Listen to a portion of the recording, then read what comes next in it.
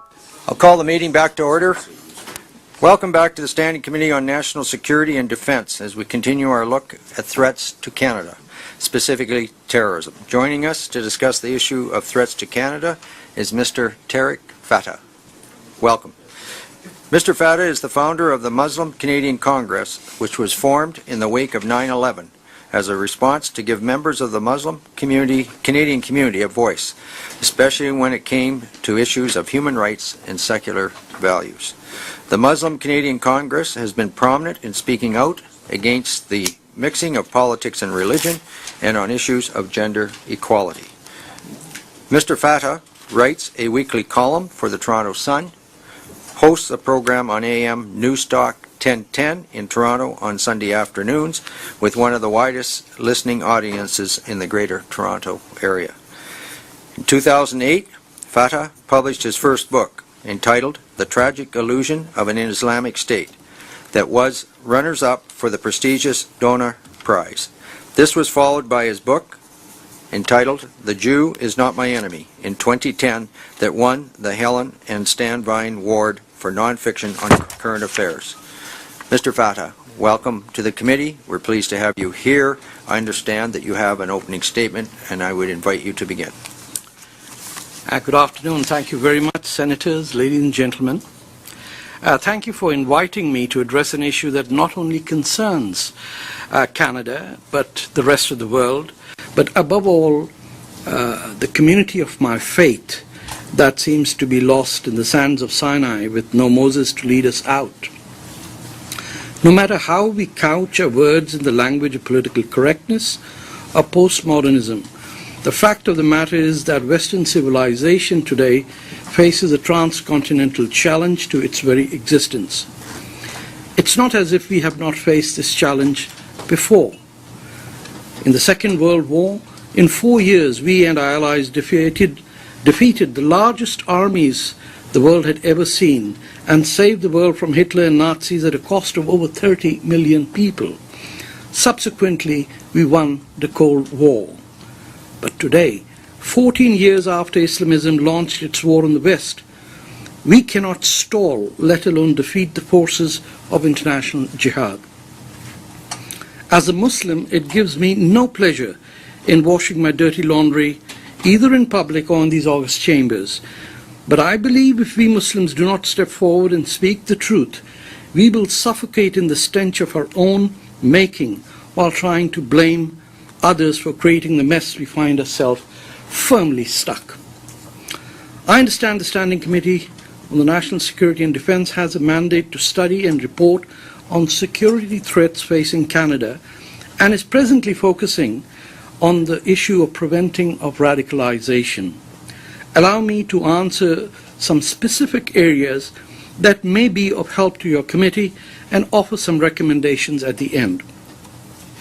Number one, the problem in my community or in the Muslim community.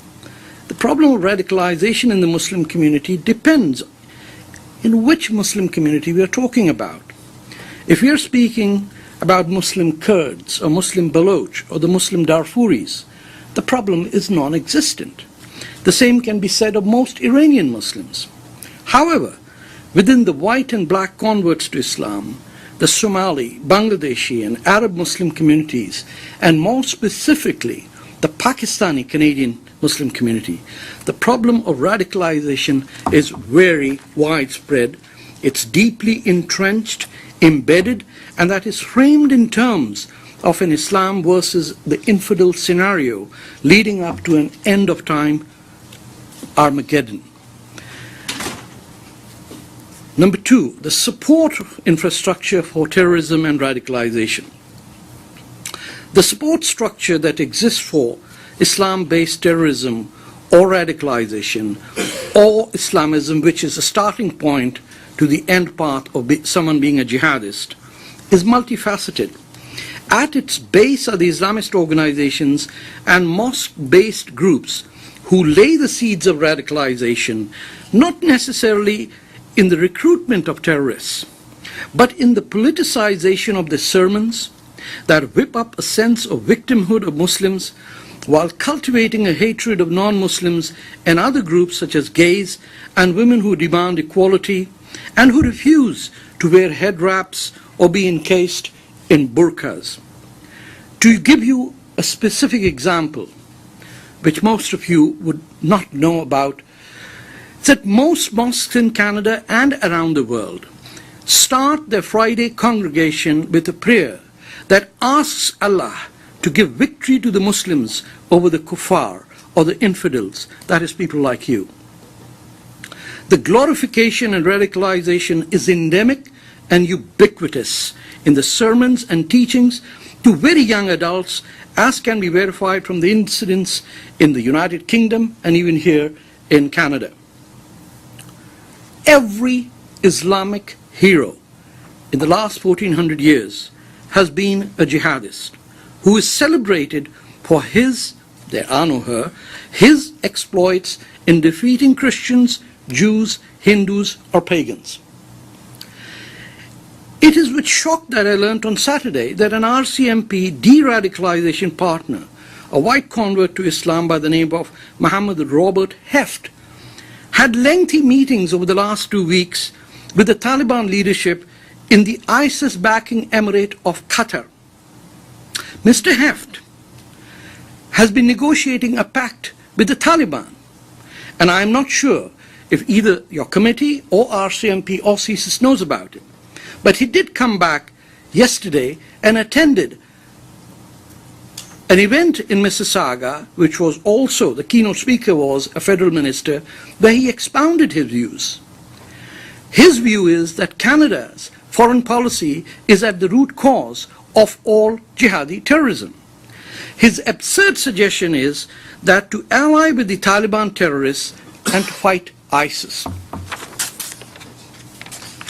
The question has been asked if the RCMP or CSIS have ever had any communications with that group.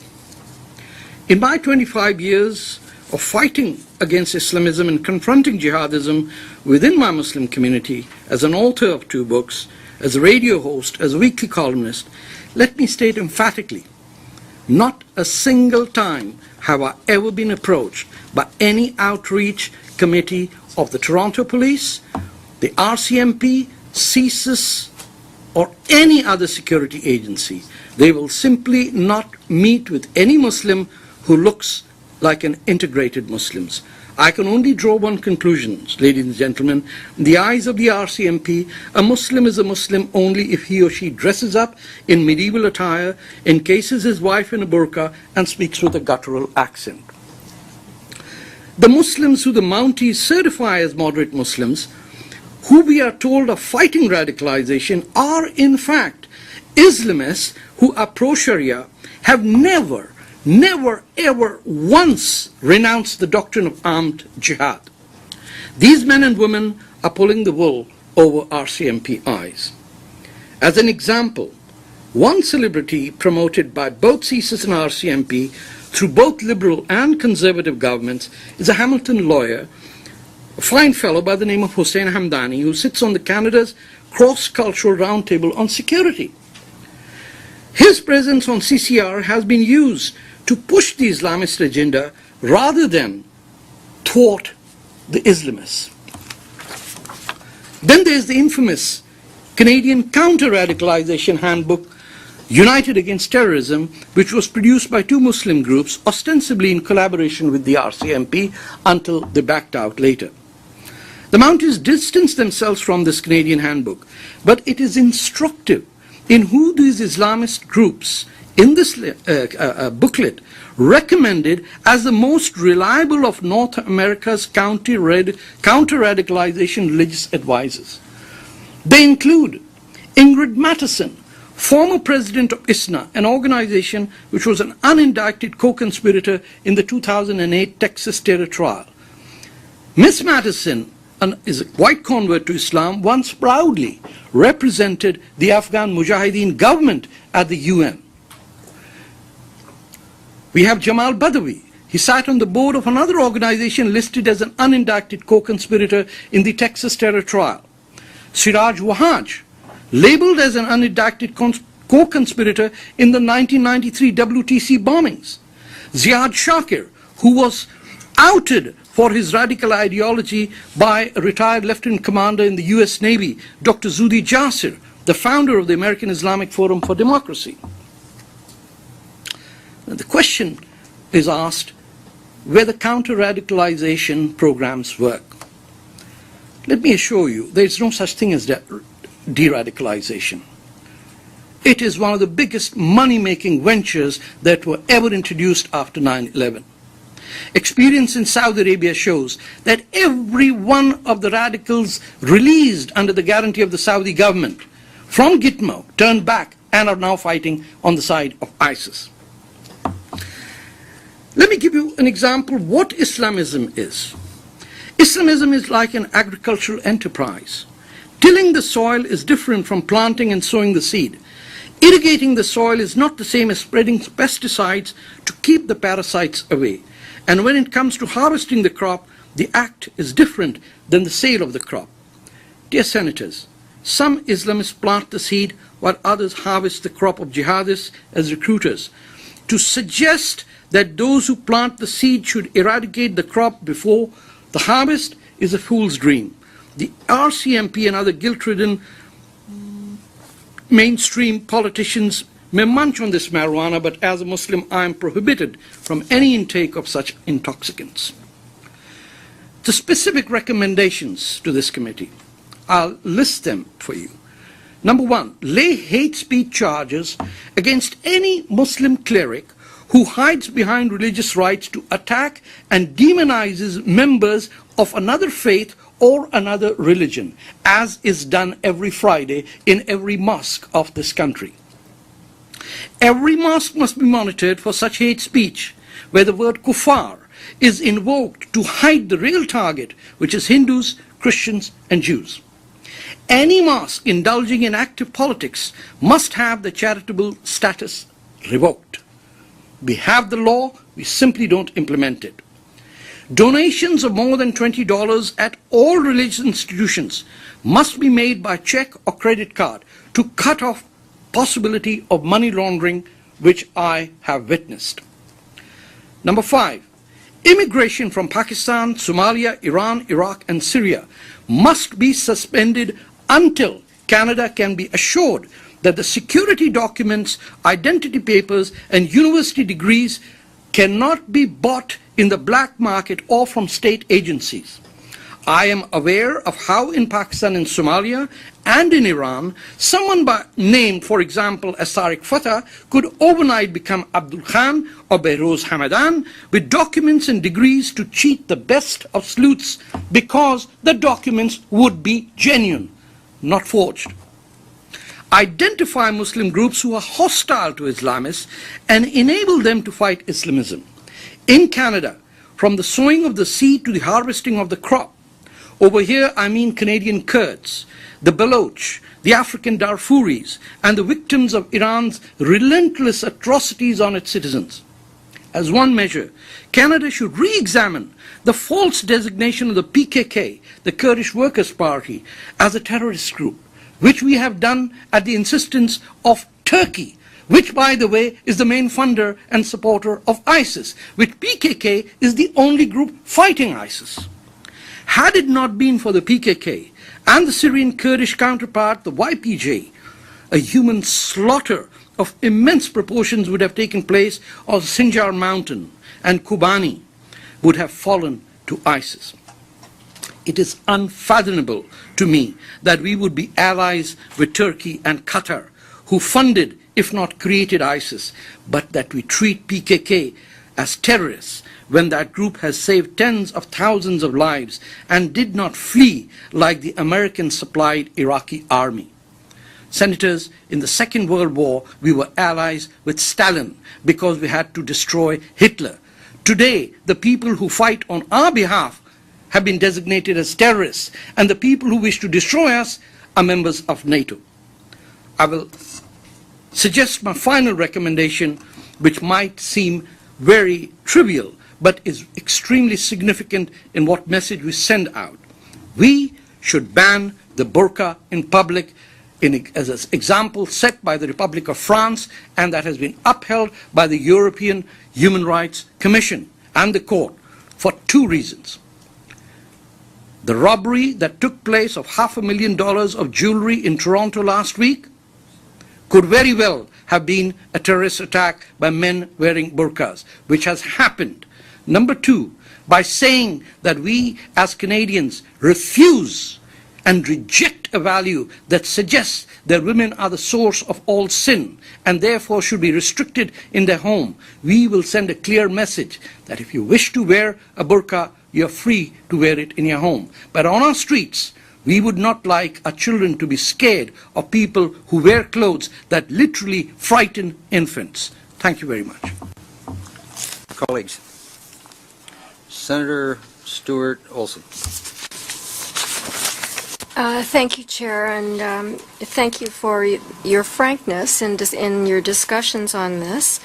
I wanted to understand from you the support infrastructure that you believe is here within the country, and I'm wondering if you could give me just briefly what is the support infrastructure here in groups. The way you look at it, Senator, is not how the world works in the realm of Islamism. We don't need a structure. Many of the things that I have pointed out are generated in the minds of infants, of 5-year-old boys who are dressed up as medieval invaders of Europe. My name, Tarek, is a name given to me because of the general who invaded Spain in the year 711. Mm-hmm. So it doesn't need the infrastructure that you are looking for. What is happening is that the ideology of Islamism has escaped attention from everyone, from President Bush right down to President Obama and Prime Minister Cameron. In all of the Western world and the OECD countries, only one politician has had the courage to say in so many words that Islamism is a great threat, and that is our Prime Minister, Stephen Harper. No one else has had the guts, the ability to say that we are fighting an enemy that is structured around a death cult of a fascist ideology that considers Earth to be a transit lounge to the final destination where life will begin after death in paradise. And to most people in the West, this seems like a joke. To every Muslim, that is a fact of life. Thank you. And I would just like you to repeat a part of your message, which is that it's not all Muslims. It is that I think that's very, very important in today's world. Let me clarify. Yeah. I have repeated that for 14 years. Not just me, you and every Western politician has been, in cricketing terms, batting with on the back foot. We have seen the results. We have dead Canadians on our hand, and we have Toronto 18, the Digi bomber, the VRL bombers, and we all come back to the defensive notion. Of course not all Germans were Nazis. But did we sit around conference room during the Second World War saying, oh, what happens if a German got upset? I am suggesting to you that 14 years is long enough for not a single mosque imam to say, I renounce the doctrine of jihad. What would it take for someone to say, in this day and age, the doctrine of armed jihad is inapplicable, inadmissible, and we live as nation states. We do not have communities based on inherited race or religion. Our citizenship is based on human-created laws that can be changed by subsequent generations, not divine text sent by messengers that are immutable for all times. Thank you, sir. Senator White. Thank you very much for being here today, sir, for your comments. You referred, we had witnesses before us last week, I guess, from the RCMP who talked about their community outreach program, in particular with young people, and their attempt, I think, to using some crime prevention methods that we've seen successful in Canada, particularly among gangs, to assist young people in finding a different path out. So your suggestion is that you've had no involvement with them as to whether or not their program would help. More importantly, I guess, I think you obviously have heard of the program, though. Can you give your opinion as to whether, if that doesn't work, or if it won't work, what will work when it comes to young people and trying to keep them from becoming engaged in some of the hatred and anger that you're talking about?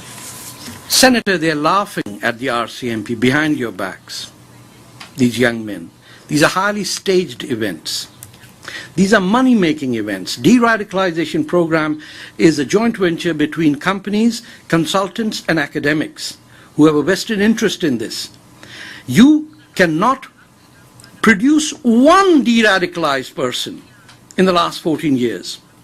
Each one of the people who's marketing himself as a former radical is doing so for financial purposes. You show me one person who says that he has been de-radicalized. One former radical from Gitmo who says that jihad is inapplicable. Out of 1,000 Islamists, there will be one jihadist. What we are doing is saying, how do we fight Islamism? The way we fight chickenpox, that we introduced some same germs so they can destroy the other germ? No. This is cancer. You're introducing tumors where tumors already exist. This has become a profit-making venture. For me and many secular liberal colleagues, we know this is a war declared on us. Unfortunately, for many other civil servants and folks, this is a money-making venture. You form a committee, you bring a proposal, you get funded. Millions have been spent, and we cannot defeat men in caves? Trillions. Imagine the amount, hundreds of billions the Americans spent in Iraq and the army ran away, yet not a single American general has been held accountable because it was a total fraud. Nobody dares say that there were billions that were stolen in this enterprise. The Brits and the Canadians have had a very good record in having armed forces that fight with dignity. The private guards and private mercenaries and even Snowden is not a CIA employee. Since when did we fight our enemy by contracting out to private forces? Even the people who vetted Snowden was a private company. You cannot win a war against people who are dedicated to die for no money whatsoever, and face them with people who go on tours of duty, a term unheard of in the First or the Second World War. Don't recruit an army saying that get a degree in engineering or an American citizenship by serving a term in Iraq. Those people don't fight wars. They want to come back and run a company. So, what's happening with us is, and this is a rare opportunity for me, because nobody wishes to speak to the ordinary Muslim. 90% of us don't go to a mosque, Senator. 90% of us have no affiliation with any mosque. We are architects, we are cab drivers, we may even be pole dancers, but none of us dress up in that medieval costume that the RCMP and the CSIS have in a racist way imposed on us as our identity. Do you think after 25 years I need to dress like a Saudi to be believed by you that I'm an authentic Muslim? Would you, this is blackface in my face. I am not a joker. I'm a Muslim Canadian. I came here to escape those tyrants, and the RCMP and CSIS are feeding them. I have been to the CCR meetings, and I met a member as senior as an assistant minister who was a Muslim, briefing us at the Friday prayers on what story to give to the RCMP officers. A con job of that if I was anyone in the government, I would charge that man for being a traitor to this country. to the place that gave our parents and us a place to be free. I can't speak in Canada, and you bring the people who wanted to kill me and make them as RCMP advisors? We would have lost the Second World War if we had the same leadership in Canada and Britain as we have today in our intelligentsia. If I may, Mr. Chair, obviously you don't think the program works. That's pretty clear. I'm asking you the question, then what will work? Because we are having people in this country who are, if not before, now finding themselves in a position of supporting something that involves killing Canadians. First thing is, we suspend immigration from Iran, Pakistan, Somalia. You cannot have, I can take you to Mississauga Road or the $1 million mansions of Pakistani generals of the ISI, which is not ISIS by the way, who live here amongst us. You want to know the foreign students over here? The MSA, the Muslim Students Association, designated by the Muslim Brotherhood as their front, is hosting an event in Windsor on the 26th where an RCMP superintendent is sitting down with two Islamists. Would that RCMP come to an event that we would do? Impossible. There's nothing to offer. I have no exotic meals to offer during Ramadan to these hundreds of RCMP and CSIS and Toronto police officers that every Ramadan have a feast day. It's multiculturalism gone mad, senators. And our country is being hurt and nobody is watching the Mounties don't get their man. I can assure you, not today.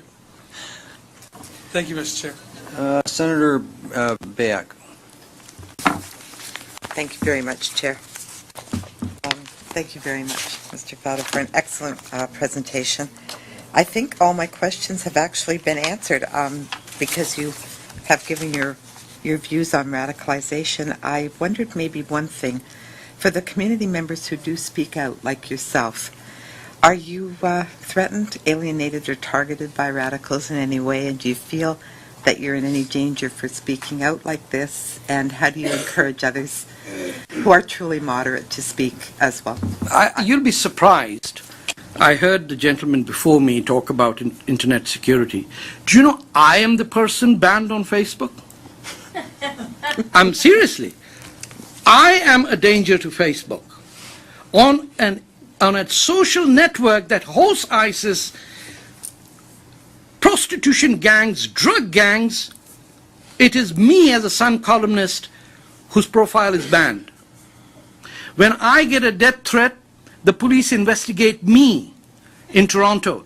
Because who comes to investigate me? The head of Toronto Police Intelligence is one of my co-religionists.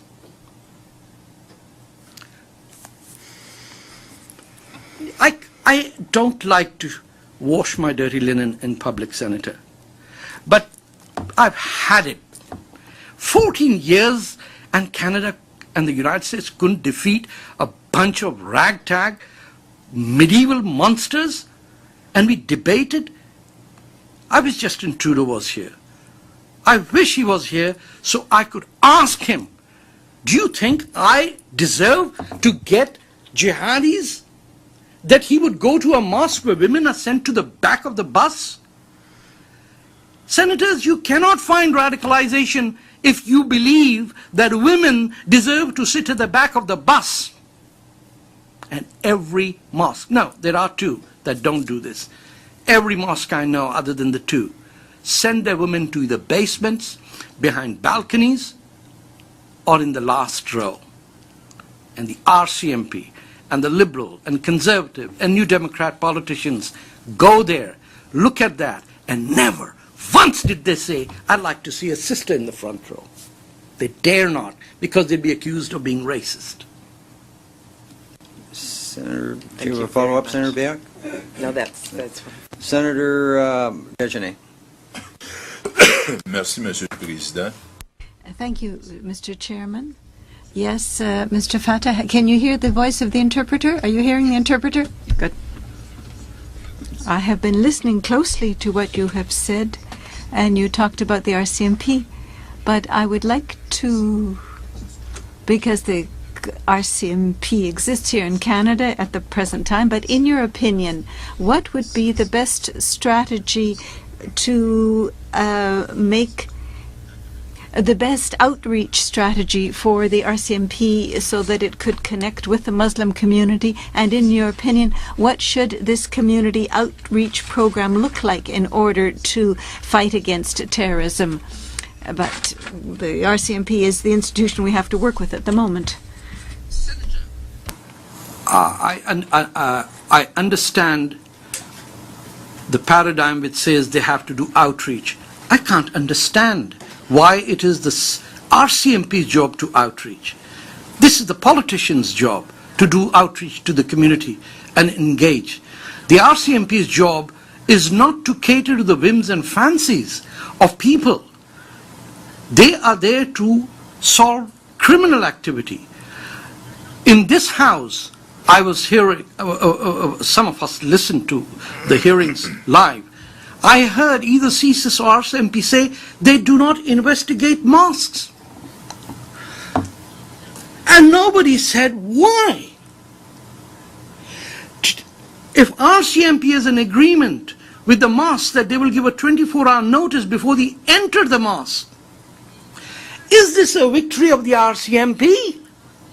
Or those who think that the Friday prayer should start with a prayer asking for the defeat of infidels and a victory of Muslims? We cannot expect our security agencies to do community outreach. They are neither trained nor they are responsible for that. Their job is crime prevention. This is not criminal activity. This is war. This is terror. If we can't call it war and terror and refer to it as criminal activity, we have already lost the war. Hitler didn't create a crime when he invaded Poland. He committed a crime when he killed the Jews. When he invaded Poland and Austria and Denmark and France, he committed war. We're living in a different age when states are not attacking us, but non-state actors are wanting to kill us. And they are recruiting from within us. Not deprived, uneducated kids, but two Quebecois who were sons of the soil came from us and killed our own soldiers. Nobody has asked who converted them to Islam. Not a single person has asked a simple question. What was that contact point? Who is the individual? Not journalist, no politician, no liberal, no conservative, no New Democrat. Nobody dare ask this question, because that would be racist, wouldn't it? And if I had to solve a crime, my first point is, who recruited you into the mafia if it was criminal? Wouldn't that be the first question? This guy killed his own countrymen. And we don't want to know who made him do that?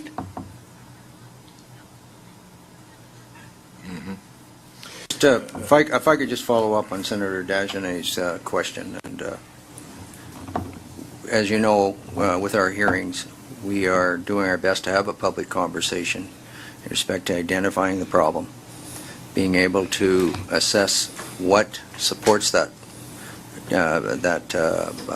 the ideology that obviously is accompanying this type of activity, and thirdly, what can prevent it. And the question I think was put by Senator Dagenet to you is in respect to how can governments, the federal and maybe the provincial government, help and assist within those communities, in this case the Muslim community that you referred to, help those, the vast majority, in respect to being able to counteract this type of extremist ideology that's being perpetuated. Now, you've just said that the RCMP is in a situation where some might say they obviously are working with the individuals involved within the community and can identify the community. At the end of the day, are responsible for enforcing the laws.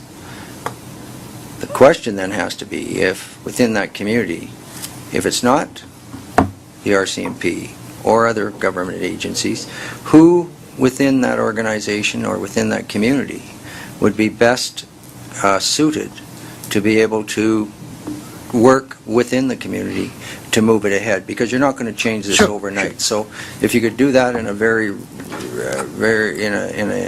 in a manner which Okay. gives us kind of a, on the record, what could be done. Absolutely. I think a very good way would be for CSIS and the new legislative powers that the government is introducing would be very helpful in that matter. Let me give you the example of the Toronto 18. They were busted by good intelligence work. That's right. Right? Nobody is out there doing community outreach or playing basketball. There was a spy, $300,000 was spent, well invested. He brought the courts, brought the convictions. But tell me, who let the guy who was convicted out of this country to go and die in Syria? I'm not the senator or the MP. I'm just saying we have evidence of what works and what doesn't work. We know there are people being injured in Syria, come back, do health treatment over here, and then go back. We have people who support the Khidr family, who work with the RCMP, and the RCMP says these are good guys. That's a self-confessed murderer, a terrorist. We need to have our ideas clearer. So the Toronto 18 mechanism works. CSIS should be empowered. This is their job to develop intelligence, and not by working with a community group, but working within it. Okay. Senator Dejanay. Yes. With your permission, Mr. Chair, I have just a rectification. Monsieur Fatah, Mr. Fatah, we're going to talk about community leaders. How can they work with Canada to prevent radicalization? Let's think of community leaders, and then I would also almost like to add, in order to create trust between between community leaders and Muslim groups. Senator. merci. Community leaders are leaders of cultural communities, not religious clerics who are paid to show us the moral compass of how to live as good human beings. You go to any Muslim event, it will look different than what your mosque looks like. Go to any wedding with me, and I'll tell you, you won't see the hijabs and the burqas that you see at the mosque. The way to reach with the community leaders is to reach with the cultural communities that sing and dance the way Canadians do.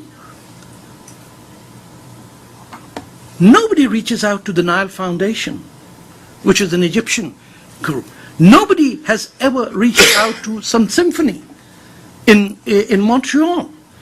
I can give you a number of cultural groups that meet every year and have fun, dinners, games, children playing. We have focused on Muslims as if the only thing a Muslim does is preach and pray. That's not what we are. We are just like you. We don't like going to the mosque. We go there, we have to sit, we are old, we can't sit on the floor, many of us. We're 65 now. The guy is always boring. He's got the microphone. He's like the 12th century Catholic priest speaking in Latin that I can't understand. 80% of Canada's Muslims don't understand Arabic. 100% of the sermons are in Arabic. For goodness sake, that's not where our community leaders are. I'm not a community leader. I'm just a journalist. But there are. Senator Ataullah Jan is a community leader. She's a senator. She should be the community leader. The RCMP should work with her.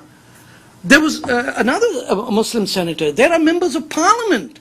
They are community leaders. They get elected. MPs, whether they're New Democrats, Liberal or Conservative. They are the leaders. If the imams have to become leaders, let them fight elections and get into parliament. Parliamentarians are leaders. We elect you. We respect you whether we oppose you or not. But don't tell me that I need a 12th century monk from the Sinai to tell me what to do with landing on the comet. This doesn't work. So stop meeting with people of the 12th century, start meeting with people of the 21st. Monsieur le Président, Senator Desjardins? Just a small comment, and if this is some consolation, in the course of 3 months, I went to an Armenian evening, to a Maghreb evening, and to a third evening, and I can tell you I had lots of fun. merci, on a bien mangé. Stuart Olson. Thank you, Chair. I would just ask you too, and what I'm a bit afraid, well, not afraid, but I wonder if in the Muslim community there are people who do speak out. Is there support for them within the Muslim community? Are there support structures that they would dare to come and say so-and-so? I wonder about that, about the responsibility being taken by the community itself, and do they need assistance?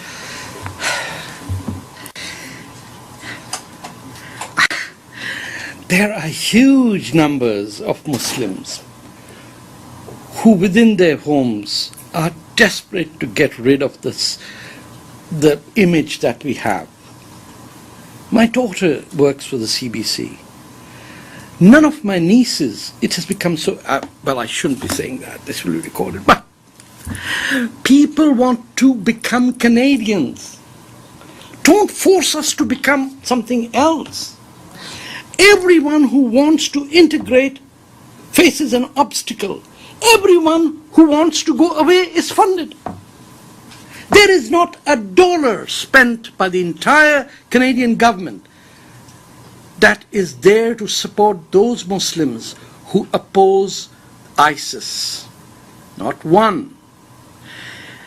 In 2005, you may be aware of the Sharia debate in Quebec and in Ontario. The death threats that the Quebec Assembly member Fatma Huda Pepin faced, what we endured in that debate. Thank God that the Ontario government had the wisdom, and the Quebec National Assembly had a unanimous resolution to reject Sharia. Britain is paying the price for not having Muslims to come out. It wasn't easy for us. What is the two things that happen when a Muslim stands up against the mullahs? He doesn't get a plot to bury himself or his parents in the graveyard. He's never invited to a wedding or a birthday party, which in a marginalized community is social ostracization that destroys the very soul of the first generation immigrant, because he's not entertained by anyone. The social pressures are such that they affect you back home. And the very people involved in this moral crime of forcing people not to be Canadian are rewarded by politicians, police, and the intelligentsia. It's a sad story which perhaps my daughter someday will write about, the decades lost when people came to this country to offer, and because they wanted to be Tommy Douglas, they wanted to be the Diefenbakers, they wanted to be even supporters of the PQ, they were told, no, you need to go eat a samosa somewhere and dress up in a bizarre way, the RCMP will come and entertain you. I don't want this outreach. Please stay away, keep away from us. But when somebody issues a death threat and the police comes to my house to investigate me for making a false claim, what does it tell my children? And they send Muslim police officers to my home.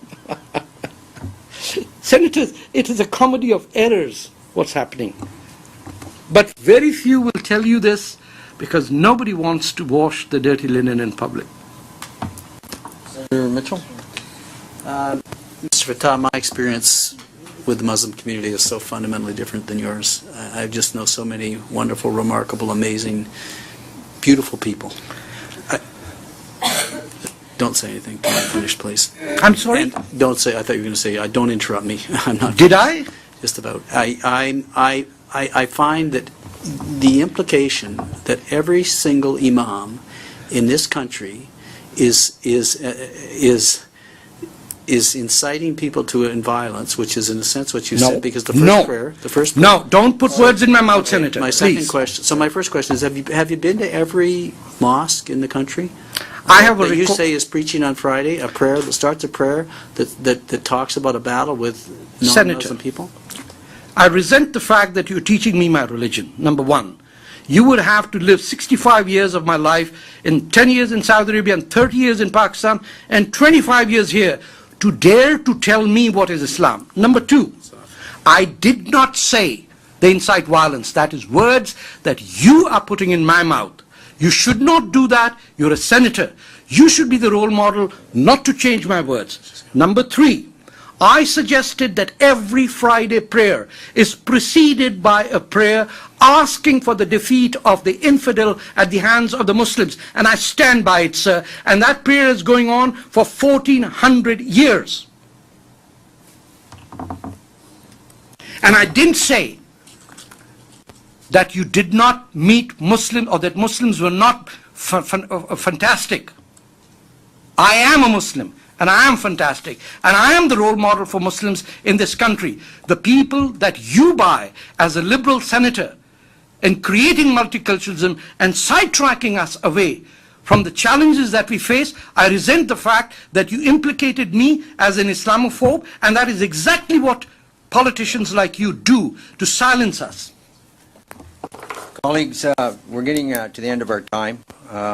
I want to thank Mr. Fatah for coming before us and taking the time and the effort to be before us, put his opinion forward. We will be recessed till 3:30. Thank you.